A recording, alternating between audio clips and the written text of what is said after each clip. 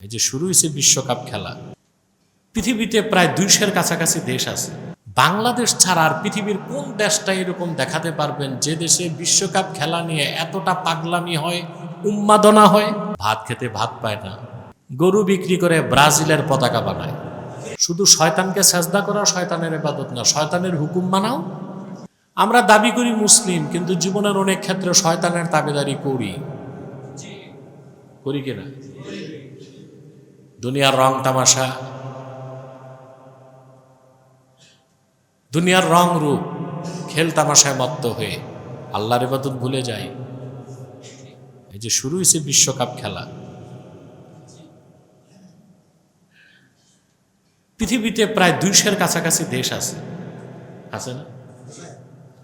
বাংলাদেশ ছাড়া আর পৃথিবীর কোন দেশটা এরকম দেখাতে পারবেন যে দেশে বিশ্বকাপ খেলা নিয়ে এতটা পাগলামি হয়, উন্মাদনা হয়?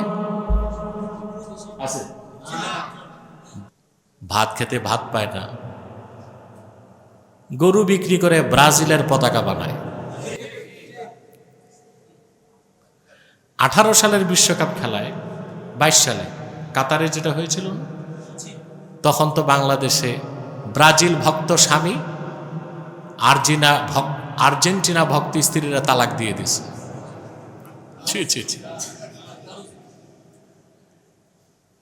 এত উন্মাদনা,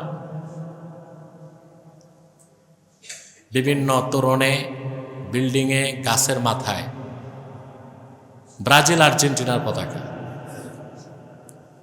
ছেয়ে গেছে। বাংলাদেশ, তোমরা এই খেলা বুঝলা, ঘোড়ার ডিম, একবারও তো বিশ্বকাপে যাইতে পারলা না।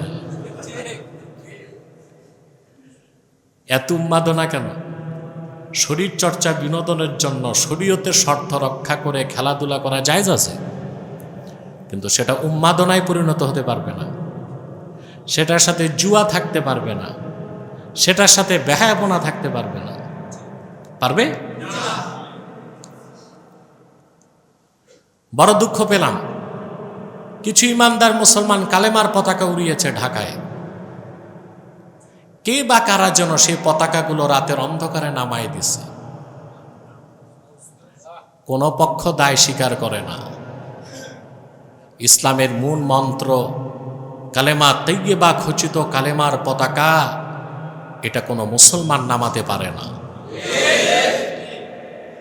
ব্রাজিলের পতাকা থাকবে, আর্জেন্টিনার পতাকা থাকবে, এতে দোষ নাই, এতে স্বাধীনতার ক্ষতি হয় না, এতে বাংলাদেশের পতাকার অবমাননা হয় না। কিন্তু ইমানের মূল মন্ত্র কালেমা খচিত পতাকা উড়ালে এখানে বাধা দেওয়া হয়। কারা করছে? সরকারকেই খুঁজে বের করতে হবে। তাতে বোঝা যায় 9/11-এর পর যে ওয়ার অন টেরর, সন্ত্রাসের বিরুদ্ধে আমেরিকার যে যুদ্ধ, সেই ভূত এখনো বাংলাদেশে চেপে আছে। ইসলামের মধ্যে সন্ত্রাস খুঁজে, আমরা তার তীব্র নিন্দা জানাই। কারা করেছে? সিসিটিভি ফুটেজ বের করে শাস্তির আওতায় আনতে হবে, নতুবা এই কুচক্রী মহলটা সরকারকে বেকায়দায় ফেলবে। অতএব খেলাধুলা নিয়ে উন্মাদনা করেন না। আপনাকে আল্লাহ এই জন্য বানায় নাই যে আপনি রাত জেগে ফুটবল খেলা দেখবেন। আপনাকে আল্লাহ তৈরি করছেন আপনি রাত জেগে তাহাজ্জুদ পড়বেন। আপনাকে আল্লাহ এই জন্য বানান নাই যে আপনি কোন একটা দেশ জিতে গেল আপনি মিছিল নিয়ে বের হবেন। আল্লাহ আপনাকে তৈরি করেছেন আপনার মুখে আল্লাহর জিকির উচ্চারিত হবে। আল্লাহ আপনাকে এই জন্য বানান নাই যে আপনি খেলার জগতে যে জুয়া খেলায় জড়িত হয়ে যাবেন। আল্লাহ আপনাকে তৈরি করেছেন হালাল কামাই করে যাকাত দিতে। আপনার সৃষ্টির উদ্দেশ্য আর লক্ষ্য ভুলে যাবেন না, এটা মনে রাখতে হবে। আপনাকে সৃষ্টি করা হয়েছে আল্লাহর ইবাদতের জন্য। করবেন ইবাদত? এক কথায় সংজ্ঞা দিয়ে দেই, ঈমান আনার পরে আল্লাহর হাবিব নূর নবীজি মুহাম্মদ মুস্তাফা সাল্লাল্লাহু আলাইহি সাল্লাম ১৫০০ বছর আগে যে বিধান দিয়েছেন, শরীয়ত দিয়েছেন, দিন দিয়েছেন, জীবনের সকল ক্ষেত্রে সেই শরীয়তের, সেই দিনের অনুসরণটাই আল্লাহর ইবাদত।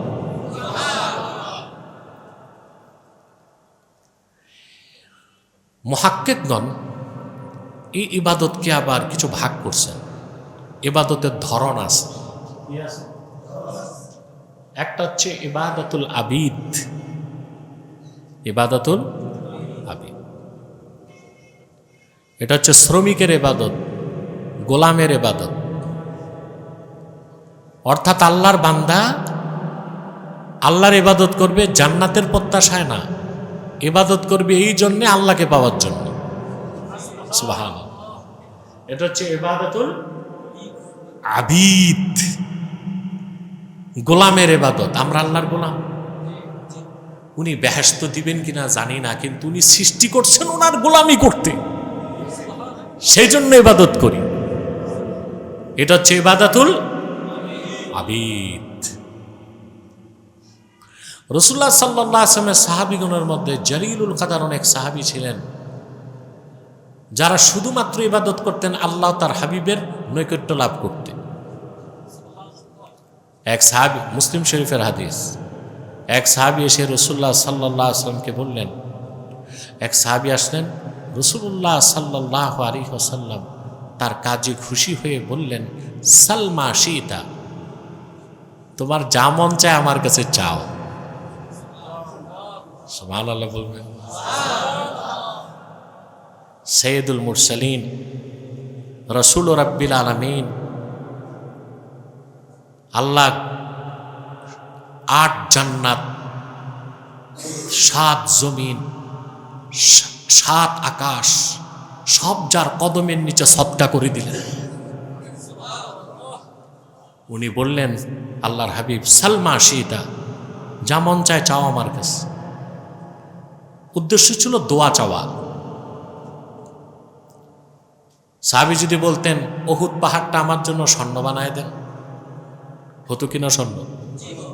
কথা বলে, এই কথাও হাদিস দিয়ে প্রমাণিত। আল্লাহর হাবিব সাল্লাল্লাহু আলাইহি ওয়াসাল্লাম ইরশাদ করেছেন,